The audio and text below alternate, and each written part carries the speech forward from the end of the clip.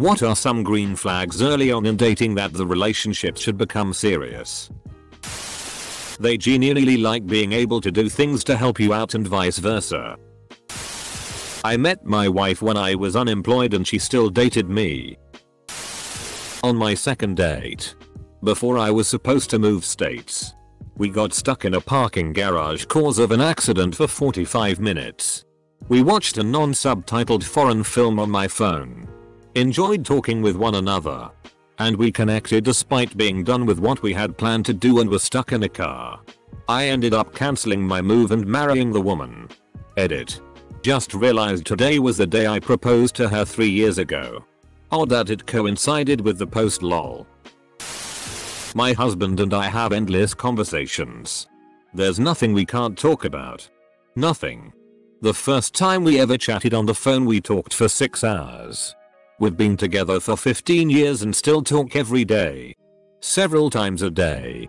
We love our breakfast time because we chat after eating and really enjoy each other's company. We love talking no matter where we are. And since he also works from home, we work together. There's lots of times we're saying nothing, just enjoying being around each other. But I love that we can talk about anything we want and it doesn't descend into an argument. How good is their company during a drive? Or when there is nothing to do? My future wife and I found that we loved just spending time together. We could talk for hours in a car during a drive. Sometimes the drive was more interesting than where we were going. A few weeks into our relationship, we went through a drive-thru and she spontaneously unwrapped and rewrapped my burger so I could eat it while driving with clean hands. I knew I was going to marry her. Just over a week from now it will be 23 years. Both people genuinely enjoying the conversation. Being attentive to each other. About 4 months into my relationship I got injured. There was a chance that I wouldn't be able to walk again. My then girlfriend, now wife, said don't worry, it's going to be okay. We can figure this out either way. I'm okay now. But just knowing she was going to stay with me no matter what was huge. We've been together 8 years now. We have our challenges, but at the end of the day we both know we're there for each other. Early in our dating days, I was on a train with my now husband. The inspector was checking our tickets while we were about to pull away from the station when my husband spotted a woman come running down the platform. He pointed this out to the inspector, who stuck his arm out the window and held the train until she got on. My husband was so casual about it. Didn't think anything of it really. And it was a small action, but one that likely made her day better. I thought it said a lot about his character. That he'd help out a stranger who didn't even know it. I was right. He is still that kind of guy. If they respond well when you are dealing with a crisis situation, or when you are seriously ill, or when your family member is seriously ill, they may be a keeper. In other words, how do they interact with you during times of stress? Does their presence, behavior help? Do they make it worse? Or do they make themselves scarce? Being able to make each other laugh. Understanding the other person's sense of humor is critical in long relationships. And besides, do you really want to get serious with someone who can't hardly make you laugh or smile? You genuinely enjoy one another's company during dull moments. Life's full of them and you are going to want a partner who you can enjoy them with. When you can talk forever about pretty much anything. And when something you have different opinions about becomes an interesting discussion rather than a fight. Encouraging growth, but doesn't try to change your foundation. When, during an argument, both parties take time to listen and respond thoughtfully to their partner and show genuine concern for the distress in their partner, even if it is small. The one that surprised me the most was being upset and telling my BF how I needed them to do this, help me with chores, walk the dog every once in a while, etc. because I was overwhelmed and frustrated, and he just responded, okay. I didn't know you felt like that. I'll try to do better, but please remind me if I forget, and that was that. And he did. It seems small and obvious, But holy crap, I don't think I had ever felt more heard. The ability to apologize. If your partner never sees their faults, it'll never work. Do they respect your boundaries? Do they apologize or acknowledge if they have done something wrong without making themselves the victim? You go on a road trip together and still like each other at the end of it. Comfortable silences. If you can enjoy each other's companies without needing a distraction, you're usually golden. Edit. Thanks for awards. I'd like to thank the Academy and the kind strangers. Noticing the other does not take themselves too seriously. In the very early days of dating my now husband, we took a long road trip for a romantic getaway in Boston. The first night in town. Expensive dinner in a famous seafood restaurant. The server brings the bill and takes my date's credit card. Server comes back with the news that the credit card was declined. Both he and I burst out laughing at the same moment. That was my green flag. Being weird together after only a couple of dates. It has taken me forever with most. But if I'm able to open up and be silly, then I know it's a really good sign, as I'm an introvert and incredibly shy around someone new. Especially someone I see as a partner. If you set a boundary and they respect it.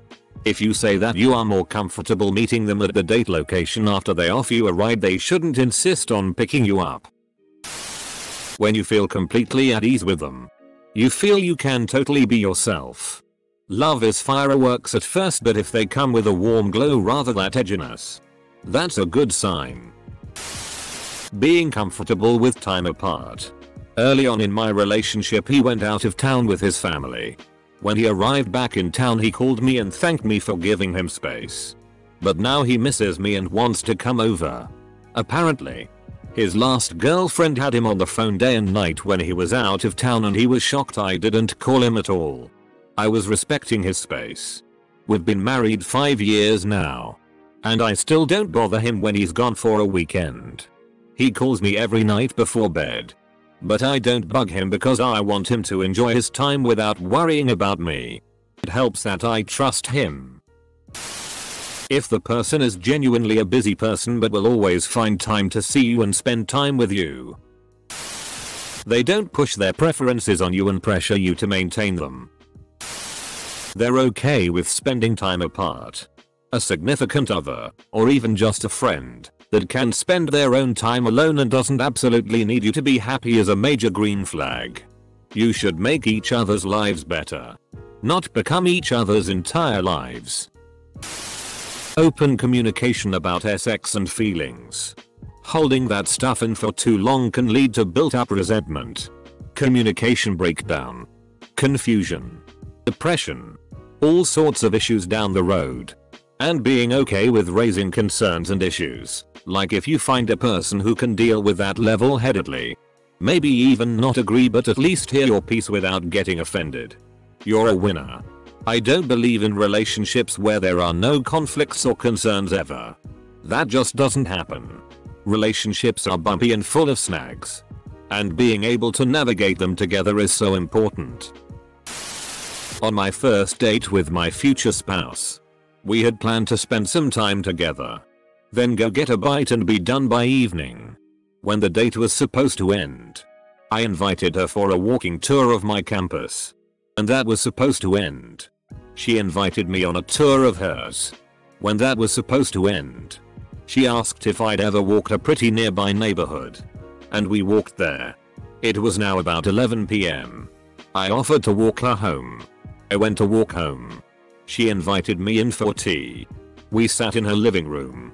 Sometimes in long stretches of blissfully relaxing silence, just smiling.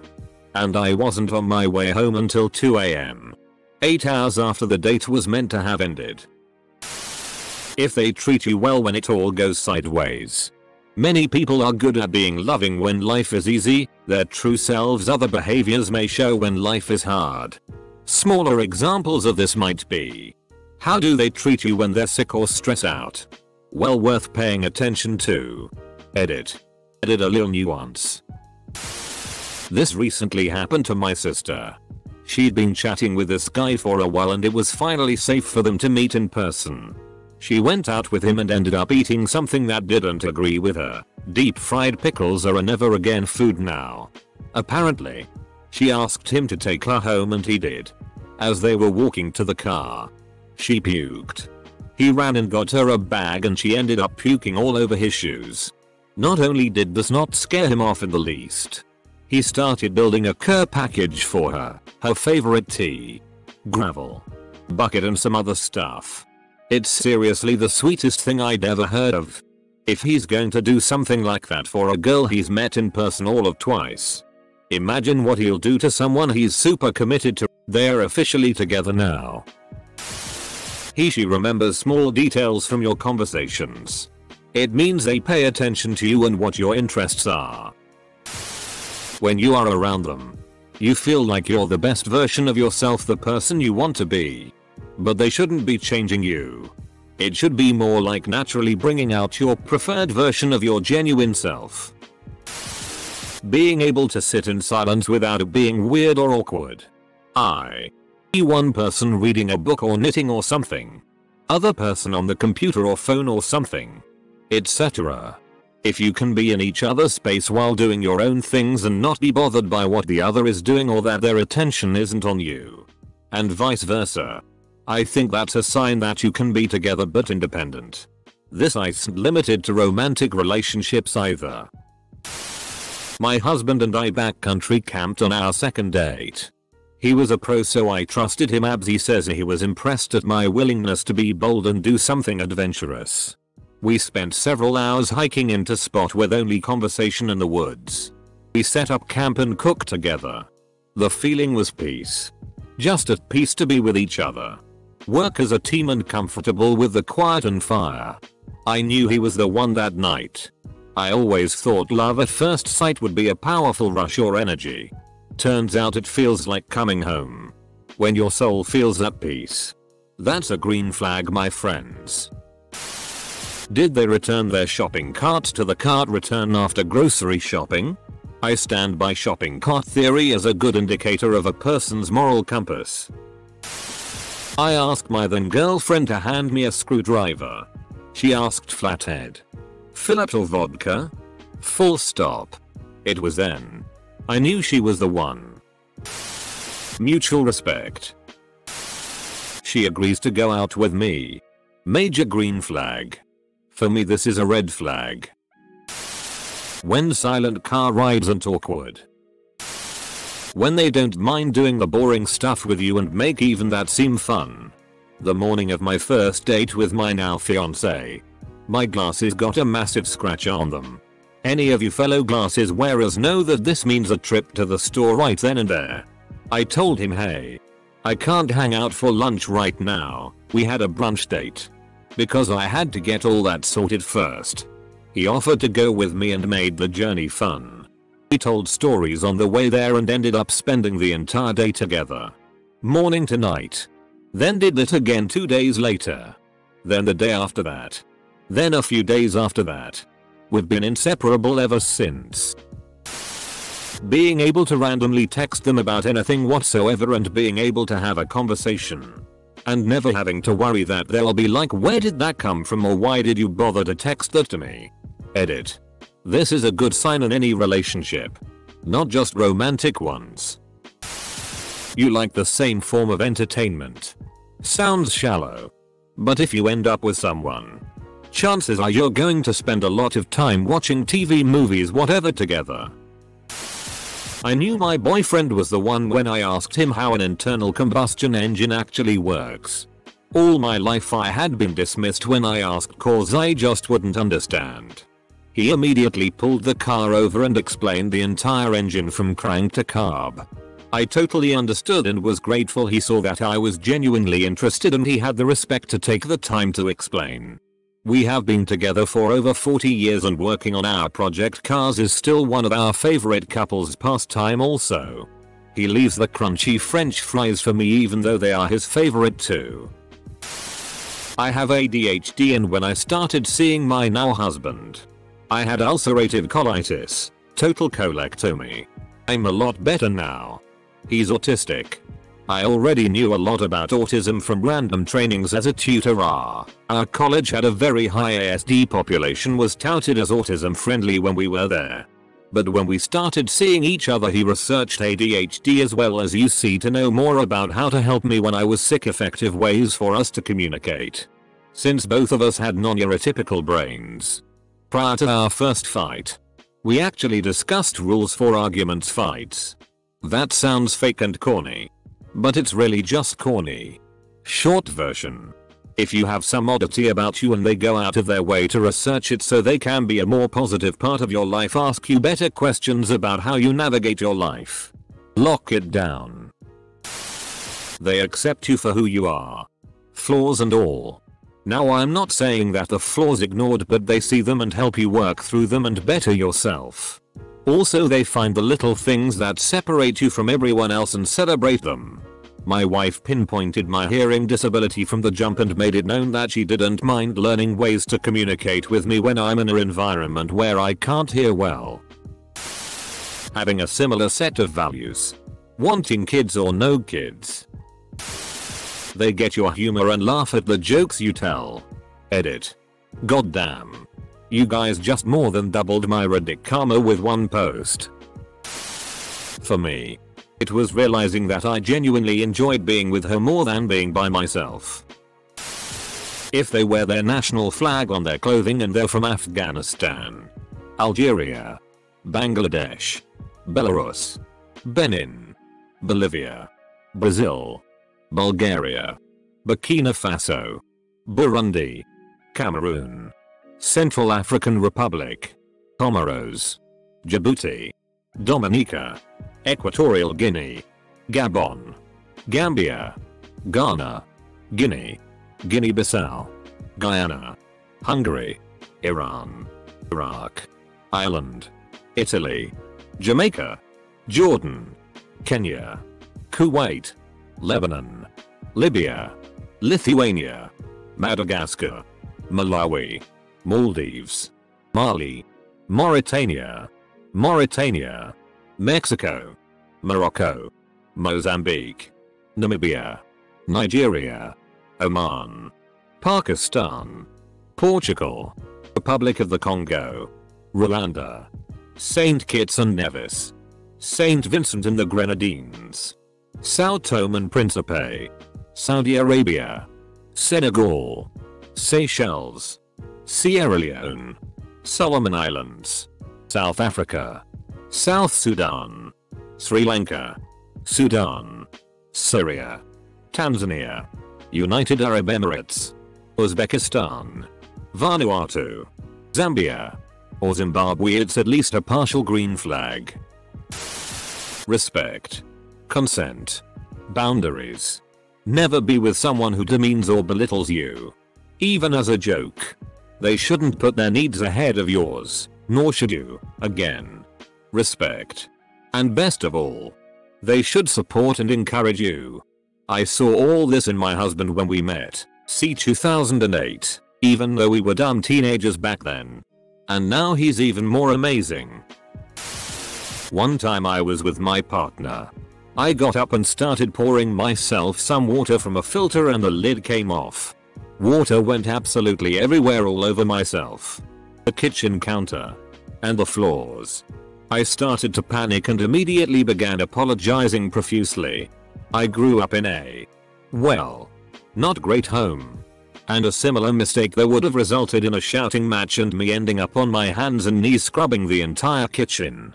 My partner looked up when I spilled it, paused, then started laughing their ass off.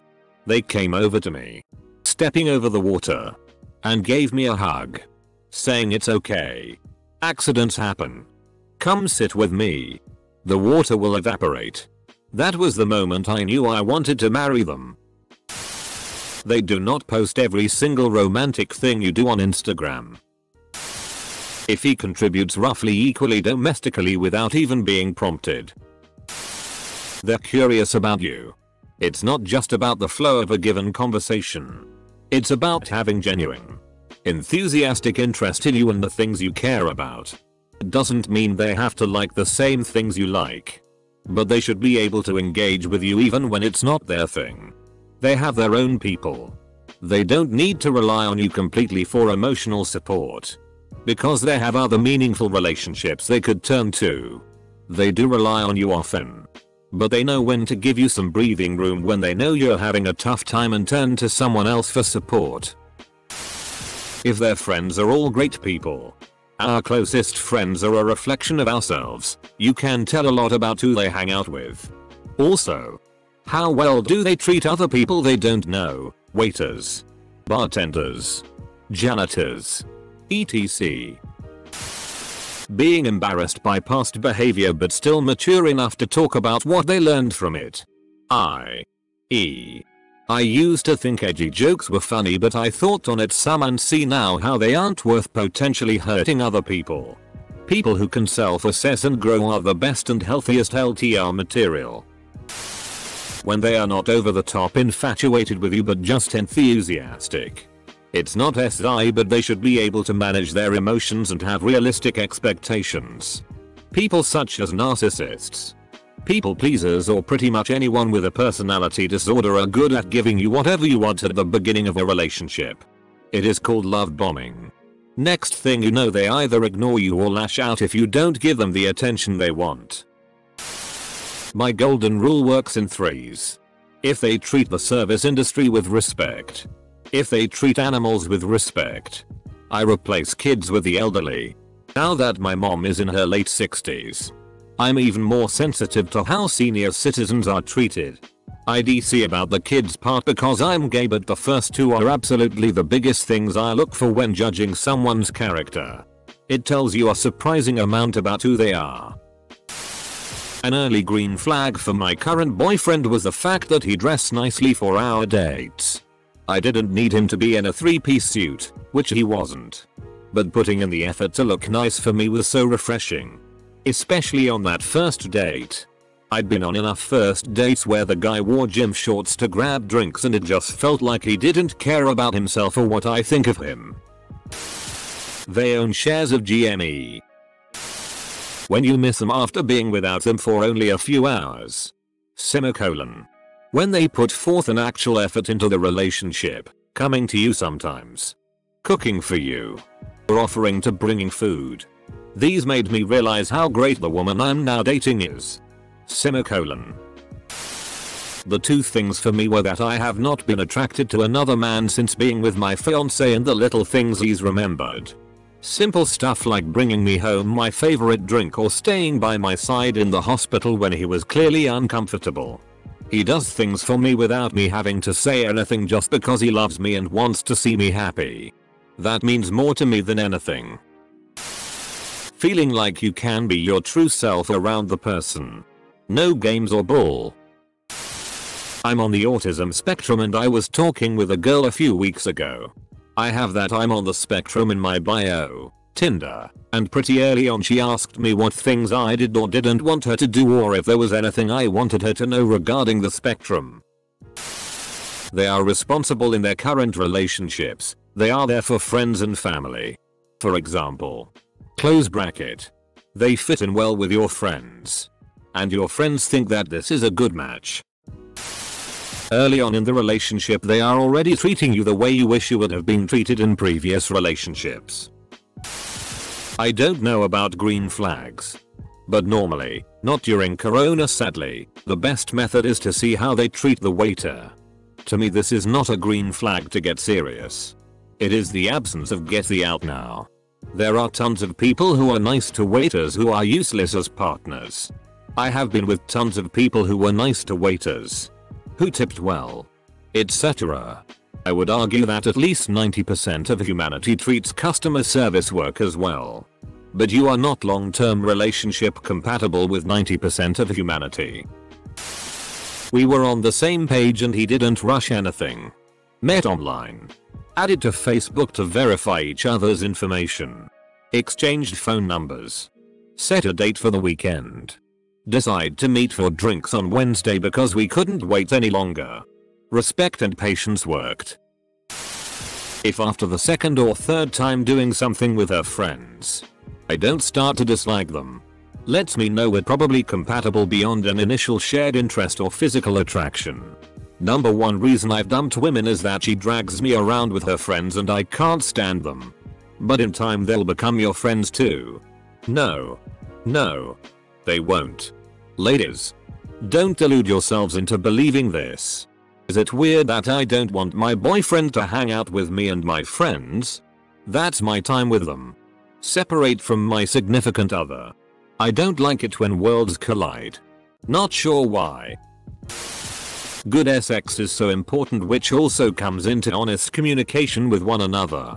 Do not fake pleasure in bed. You are doing both of you a disfavor. My previous GF taught me something that I never really realized before. The basis and also the very point of it is to enjoy yourselves and tune to each other as much as possible to do so. If you treat it like a performance, thinking there's something you must do or have to achieve during it, you're doing it completely wrong. Just be comfortable and have fun. When there is no what, how long do I do they wait to reply to texts drama, and instead you just randomly text each other whenever you feel like it. On our second date we got a bit more tipsy than planned and I made a move. He told me he wanted to wait until we were sober and make sure it was because I actually liked him. Since then we've been taking it slow and I like him more for it. I have type 1 diabetes and my husband took such an initiative into learning all about my medicine, dosing, carb counting. He even got my blood sugars sent to his phone, 2 months into the relationship, and drove in the middle of the night and wake me up when my sugar was low and my roommate wouldn't answer.